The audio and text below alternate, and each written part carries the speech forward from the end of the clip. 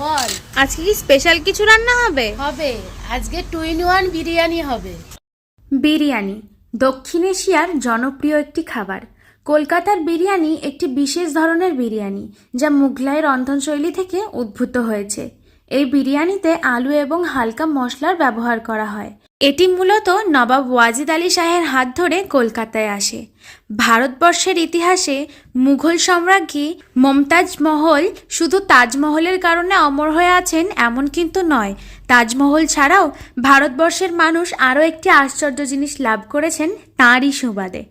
সেই জিনিসটি হলো আমাদের সকলের প্রিয় খাবার বিরিয়ানি। জনশ্রুতি আছে একবার মমতাজ মহল মুঘল সৈন্যদের অবস্থা পর্যবেক্ষণ করতে ব্যারাকে গেলেন, কিন্তু সম্রাজ্ঞী অত্যন্ত দুঃখের সাথে দেখলেন সৈনিকদের স্বাস্থ্যের অবস্থা অত্যন্ত করুণ। তাই মেসের বাবুর্চিকে তিনি স্বয়ং নির্দেশ দিলেন চাল গোশত সমৃদ্ধ এমন একটা পুষ্টিকর খাবার তৈরি করতে যেটা সৈনিকদের ভগ্ন স্বাস্থ্য পুনরুদ্ধার করবে। সেই দিনের সেই খাবারই আজকের বিরিয়ানি নামে পরিচিত। পরে ভোজন রসিক মুঘলদের খাবার টেবিলে জায়গা পেতে বেশি দিন অপেক্ষা করতে হয়নি সুস্বাদু বিরিয়ানির। বিরিয়ানি শব্দটি যেমনই সহজ তেমনই শৌখিনতার পদ্ধতি। কলকাতার বিরিয়ানির একটি উল্লেখযোগ্য বৈশিষ্ট্য হলো এটাতে তার আলুর ব্যবহার। বিরিয়ানি শব্দের উৎপত্তির ইতিহাস নিয়ে মনোমালিন্য থাকলেও বিরিয়ানি এমনই একটি খাবার যা সকলকে করেছে মুগ্ধ।